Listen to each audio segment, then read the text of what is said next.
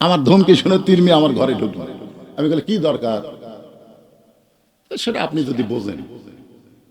তখন আমি 3 মেয়ে 300 টাকা দিলাম, 100 করে 300 দিলাম, দিয়ে বললাম কি মা আর কি লাগবে, সেটা আপনার বিবেচনা। তখন আবার 100 করে 300 দিলাম, দিয়ে বললাম মা আর কি লাগবে, সেটা যদি আপনি দেন। তখন আবার 3 জনকে 100 করে দিলাম। ওরা 3 জন ঘরের মধ্যে মুচকে হাসিতে আমাকে সালাম দেবার হয়ে গেল। আমি চিন্তা করলাম কে রে, মেয়েরা এত সুন্দর করে বাপের কাছে টেকা চায়, ছেলেরা কিভাবে চায়? আমার তো আল্লাহ কোনো ছেলে দেয়নি। তারপর বড় ভাইকে আল্লাহ ছেলে মেয়ে দুটাই দিচ্ছে। তো বড় ভাইরে বললাম ভাই মেয়ে দিচ্ছে আমাকে বুঝবার পারছি কিভাবে টেকা চায়, কিন্তু ছেলেরা কিভাবে চায়? আপনাকে তো আল্লাহ ছেলে দিচ্ছে। আর বড় ভাই রাগ করে বলতে শালার লাগবে 100 চাই 1000। যে আমারে কইতে শালার লাগবে 100 চাই 1000, সেই দিন আমি মাথা হাত দিয়ে বলছি আল্লাহ ছেলে না থাকাই ভালো রে।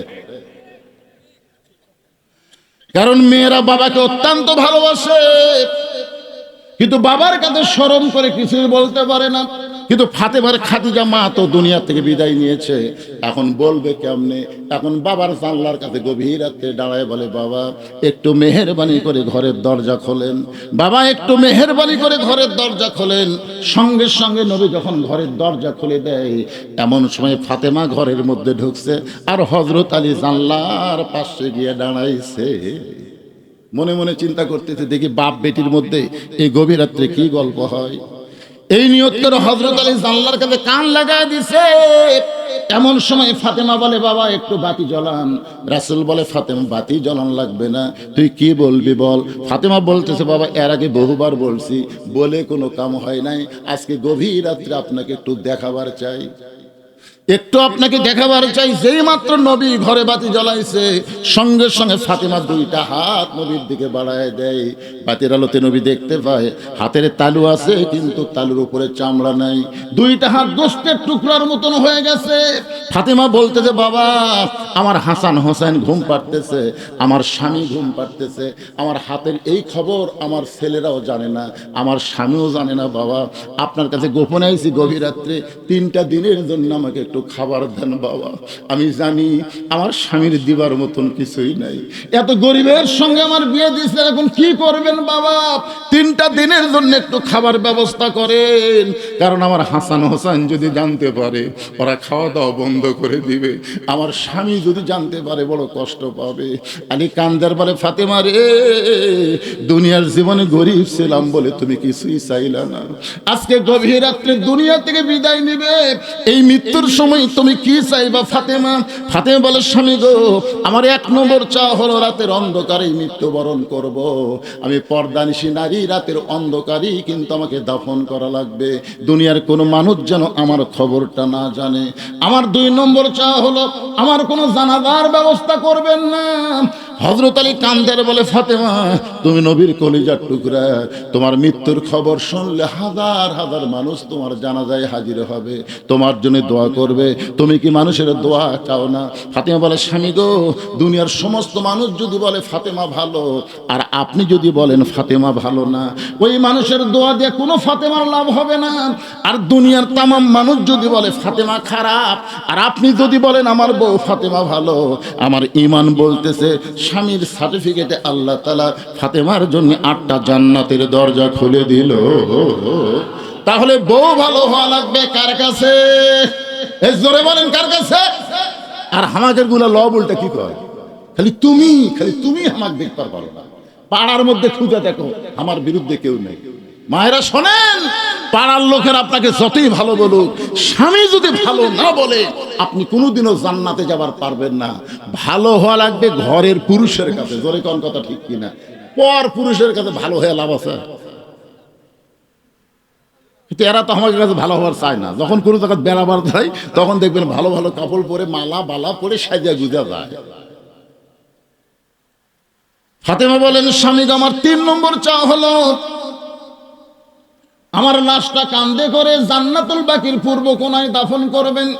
আমি ফাতেমা হিসাব করে দেখলাম আমি মরে যাওয়ার পর আমার খাটনি কাঁধে নেওয়ার 4 জন পুরুষ নাই। কারণ মেয়ে মানুষ যখন মারা যাবে ওই মেয়ে মানুষের লাশ কিন্তু যিনি তিনি কাঁধে নিবার পারবে। ফাতেমা বলতেছে, আমার বাবা যদি আজকে দুনিয়াতে জীবিত থাকতো, মরা মেয়ের লাশের খাটনি বাবা কান্দে নিবার পারতো। আমার হাসান হোসেন যদি বড় হইতো, মায়ের লাশের খাটনি কান্দে নিবার পারতো। কিন্তু 6 মাস আগে আমার বাবা দুনিয়া থেকে বিদায় নিয়েছে। আমার হাসান হোসেন এত ছোট, এরা 2 ভাই মায়ের খাটনি কান্দে নিবার পারবে না।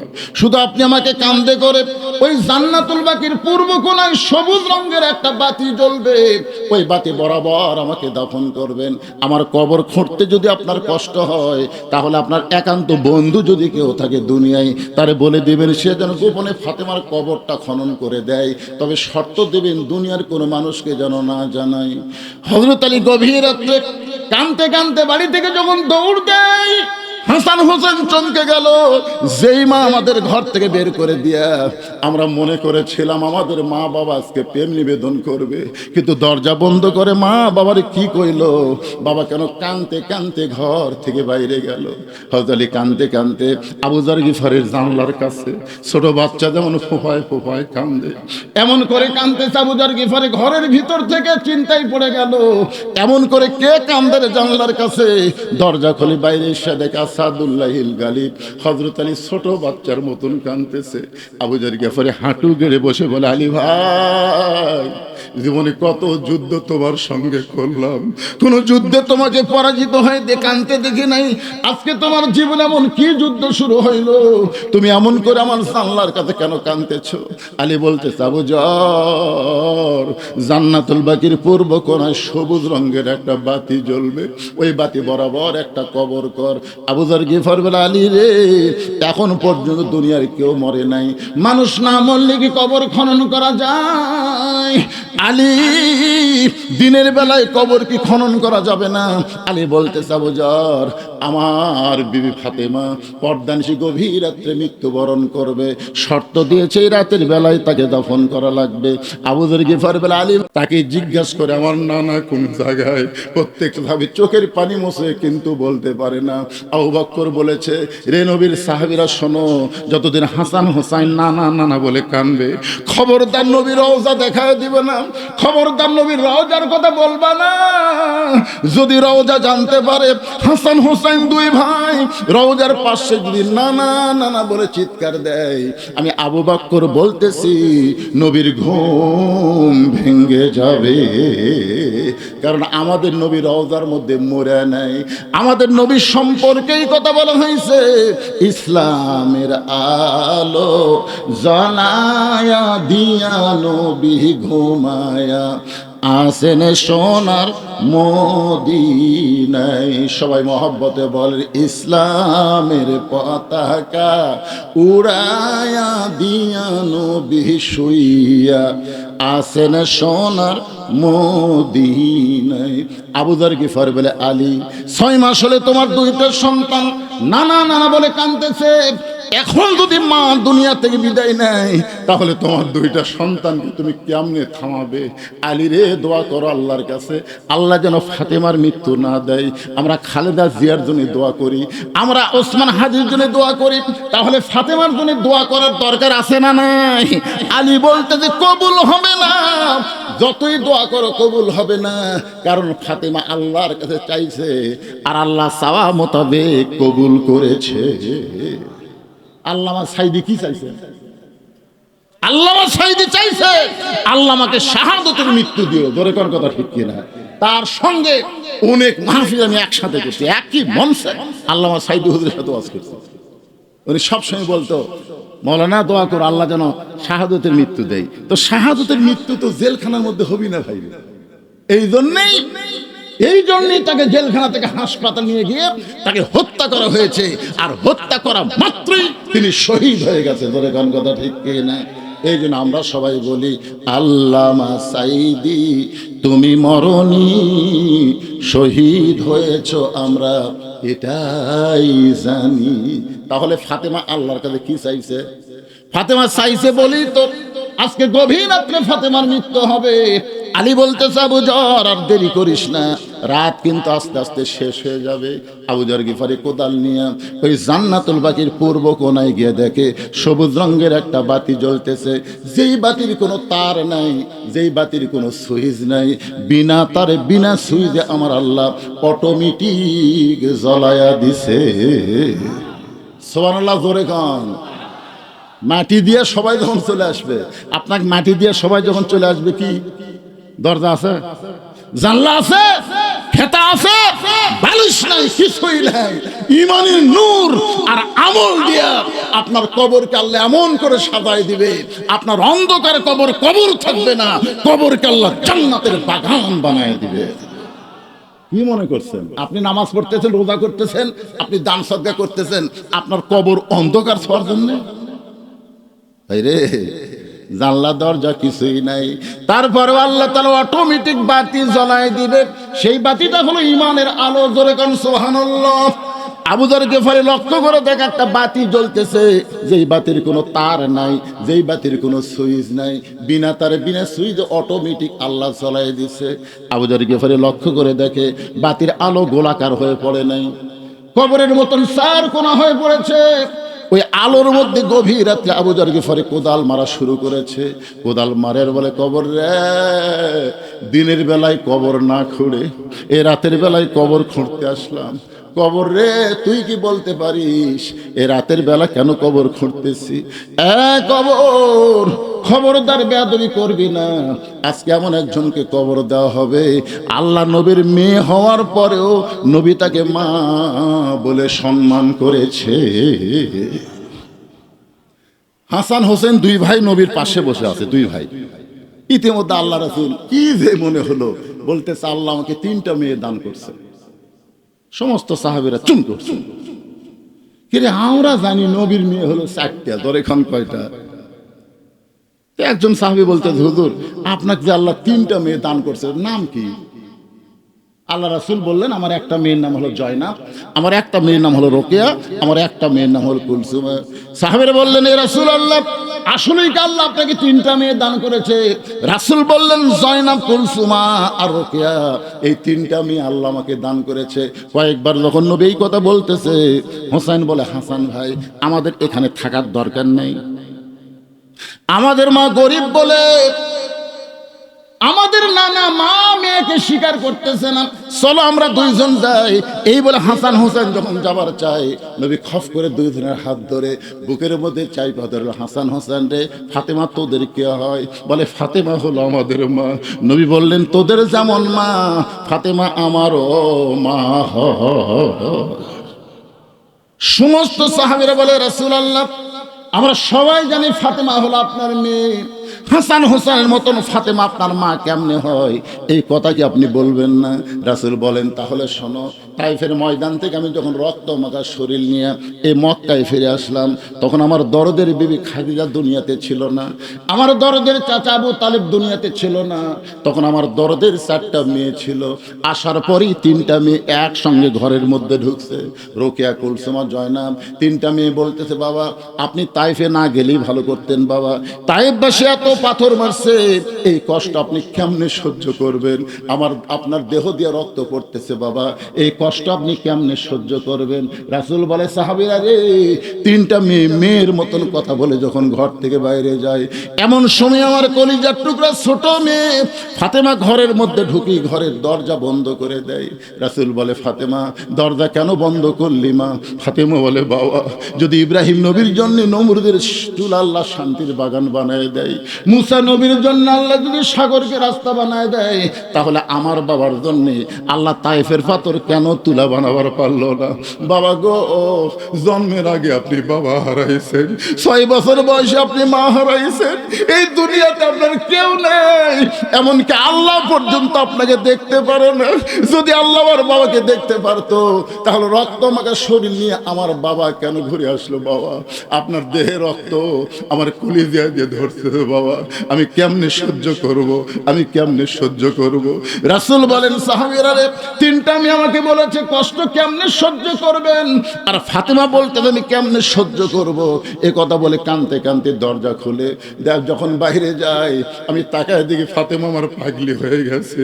চুলার মধ্যে পানি গরম করতেছে, জয়তুনের তেল গরম করতেছে, পানি আর জয়তুনের তেল গরম করে আবার ঘরের মধ্যে ঢুকে দরজা বন্ধ করে দিয়া এক টানে তার উরাতের উপরে আমার শোয়া দিয়া আবার দেহের জুব্বা খুলে যত জায়গায় তাইবাসী পাথর মারছে প্রত্যেকটা জায়গায় নরম কাপড় গরম পানির মধ্যে চুবড়ায়া চুবড়ায়া আমার গোটা দেহ পরিষ্কার করে ফাতেমার নরম আঙ্গুলের মধ্যে জয়তুনের তেল নিয়ে যখন আমার ক্ষতস্থানে মালিশ করে দেয়, আমি নবী কখন যেন ঘুমায় গেছি।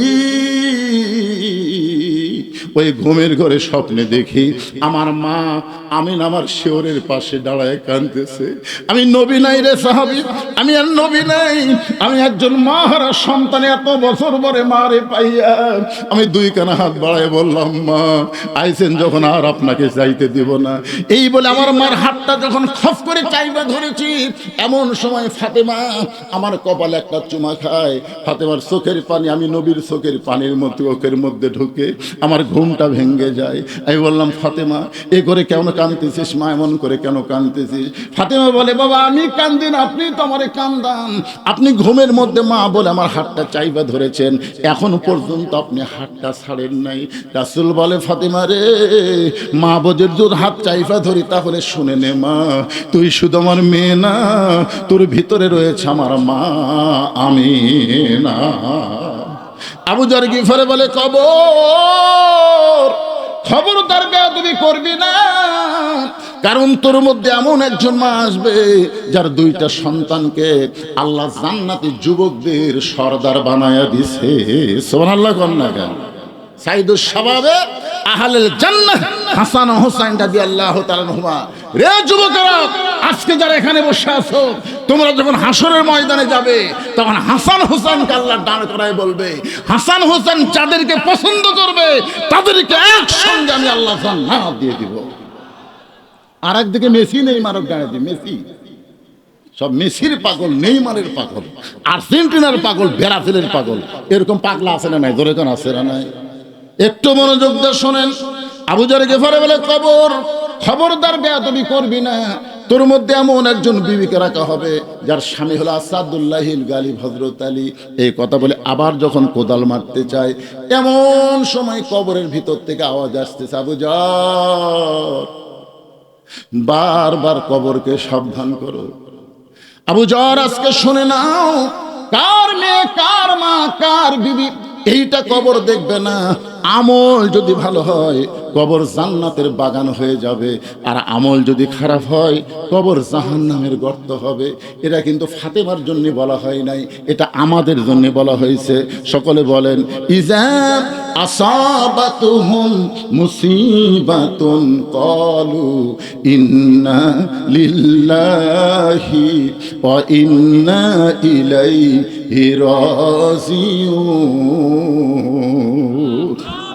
আবু যর, এই কবরে আমল যদি ভালো হয় কবর জান্নাতের টুকরা হবে, আমল যদি খারাপ হয় কবর জাহান্নামের গর্ত হবে। কে বললো এই কথা? এটা শোনার পর আবু যর আর কোদাল মারতে পারে না, গোটা দেহ থর থর করে কম্পন শুরু হয়ে গেছে। হযরত আবু যর কোদাল ফাইলা দিয়ে কোথায় যেন পালায় গেছে। ফাতেমা শর্ত দিয়েছে, আমার লাশটা কান্দে করে ওই জান্নাতুল বাকির পূর্ব কোণায় সবুজ রঙের বাতি জ্বলতেছে, ওই বাতি বর আমাকে দাফন করবেন। এখন হযরত আলী ঘরের মধ্যে ঢুকে গেছে, ঘরের মধ্যে ঢুকে দেখে ফাতেমা নিজে নিজেই গোসল করেছে। সুবহানাল্লাহ কন্যা। একবার রাসূল বললেন, খাদিজা আপনি কি জানেন আল্লাহ 10 জন পুরুষকে জান্নাতের সার্টিফিকেট দিয়েছে, আবার 10 জন নারীকেও আল্লাহ জান্নাতের সার্টিফিকেট দিয়েছে। সুবহানাল্লাহ। তো খাদিজা বলতে, হুজুর 10 জন পুরুষকে আল্লাহ জান্নাতের সার্টিফিকেট দিয়েছে আমি জানি, আবু বকর, উমর, ওসমান, আলী, এরকম খাদিজা বলতে। 10 জন মেয়েকে আল্লাহ জান্নাতের সার্টিফিকেট দিল, এরা কারা? আল্লাহ রাসূল বললেন, খাদিজা মেয়েদের মধ্যে 1 নম্বর জান্নাতে হলেন খাদিজাতুল কুবরা। পুরুষের মধ্যে 1 নম্বর জান্নাতি হচ্ছে আবু বকর, আর মেয়েদের মধ্যে 1 নম্বর জান্নাতি হলো খাদিজাতুল কুবরা। মা খাদিজা যখন মুচকি মুচকি হাসতেছে, তখন আল্লাহ রাসূল বলে, খাদিজা এখন আমি নবী নাই, আমি হলাম স্বামী, আপনি আমার বিবি। কারণ সবসময় নবী হয়ে থাকতে ভালো লাগে না। আপনার বলেন সবসময় হুজুর হয়ে থাকতে ভালো লাগে? আমার নাতি যখন আমার কাছে আসে তখন কি আমি হুজুর? আমার মেয়েরা যখন আমার কাছে আসে তখন কি আমি হুজুর? আমার বউ যখন আমার কাছে আসে তখন হুজুর না, আমার বউয়ের কাছে স্বামী, মেয়ের কাছে বাবা, নাতির কাছে নানা। জোরে কোন কথা ঠিক কিনা? আপনার কি মন চায় না? আমাদের সকলের মন চায় একটু নাতির সাথে খেলাধুলা করি, করি কি করি না? একদিন ওই বুকের মধ্যে আমার এক ছোট্ট নাতি লিছি, ওই আবার সেই জিদ আলা আমার দাড়ির মধ্যে পাও ঢুকে দিয়ে, বুঝলেন, ছাড়া মারতেছে। মানে আমার বুকত বসে লিছি, ওই দুই পাও মারতেছে আমার দাড়ি। যেই কোসে এরকম ধমক, ওর মা দৌড়ে এসে বলতেছে, যতই চেষ্টা করেন নবীর মতন হতে পারবেন না। আপনার বলে নায়েবে রাসূল, আপনার বলে আলেম গুলো বলে নায়েবে নবীদের ওয়ারিস, তার নবীকে ঘোড়া বানায় হাসান হোসেন খেলা করছে, আর আপনার দাড়ির মধ্যে খেলে পাও দিছে, আপনি যে ধমক দিয়েছেন আপনি ডাকাতের মতন। আসলেই তাই ভাই, আমরা যতই চেষ্টা করি নবীর মতো হতে পারবো না। আল্লাহ নবী বলেন, খাদিজা এখন আমি হলাম স্বামী, আপনি হলেন আমার বিবি। খাদিজা বলে, হুজুর কি বলবার চান? আল্লাহ যদি আপনাকে 1 নম্বর জান্নাতি করে, তাহলে 2 নম্বর কে হলে ভালো হয়? পুরুষের মধ্যে 2 নম্বর কে? ওমর। জোরে কারণ পুরুষের মধ্যে 2 নম্বর কে? 3 নম্বর? না না, এগুলো মুখস্থ রাখা লাগবে বাজান। ইমাম গাজ্জালি বলেছেন, এই 10টা সাহাবীর নাম পুরুষেরা, 10টা সাহাবীর নাম পুরুষেরা যদি অনর্গল মুখস্থ রাখতে পারে, মৃত্যুর সময় ওই 10টা সাহাবীকে মুখস্থ রাখতে গেলে অবশ্যই তাদের সাথে মহব্বত হবে। হবে কি হবে না? আপনি বলেন, একটা মহব্বত লোকের মোবাইল নম্বর আপনার মুখস্থ আছে না নাই? কারো আছে? 2-1 জনের এরকম মুখস্থ নাই? যার মোবাইল নম্বর আপনার মুখস্থ, বুঝবেন তাকে আপনি মহব্বত করেন। তাহলে 10টা সাহাবীর নাম মুখস্থ রাখতে গেলে তাদের সঙ্গে একটা মহব্বত হবে। ইমাম গাজ্জালি বলেছেন, আপনি যখন মৃত্যুর বিছানায় পড়ে যাবেন, এমন সময়ে 10টা সাহাবী রুহানু তাওয়াজ্জুহ আল্লাহ আপনার প্রতি নাজিল করে আপনার জবানে আল্লাহ ঈমানের কলেমা জারি করে দিবে। পুরুষের জন্য 10টা সাহাবী, নারীদের জন্য